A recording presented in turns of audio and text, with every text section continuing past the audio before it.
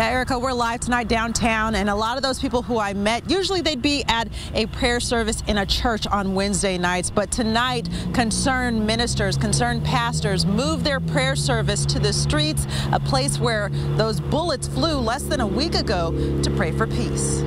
Whether you realize it or not, whether you acknowledge it or not, this is praying time. With outstretched arms, heads bowed, hundreds came together Wednesday night. As we stand as one community, black and white, male and female, Baptist and Methodist, Pentecostals, Apostolic, God, we come in the name of Jesus. The people you see here are searching for answers to the violence that has stolen lives from families.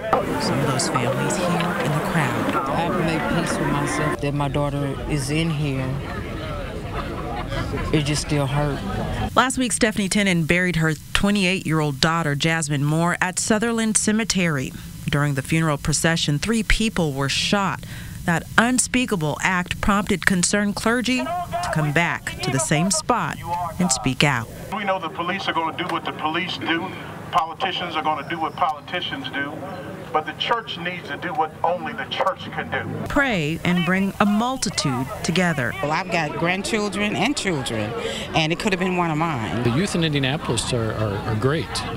We interact with them all the time. It's a few that have chosen a wrong path, and there's a lot of people here that are willing to give them a chance and bring them back also. Stephanie says this show of support relieves some of the stress she has as she tries to stay strong for Jasmine's 6-year-old son. And I appreciate all of it. I appreciate the love that everybody's showing for my daughter and for everybody else that has lost their child. The prayers made today manifesting hope for a safer community for future generations. I know God can do some wonderful and awesome things, and He can turn a whole community around. Don't give up on God, 'cause He won't give up on you.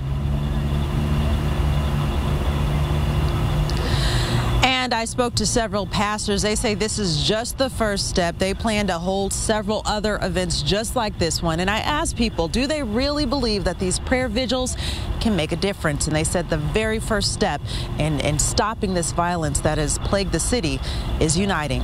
Reporting live downtown, Liz Adiola, RTV6.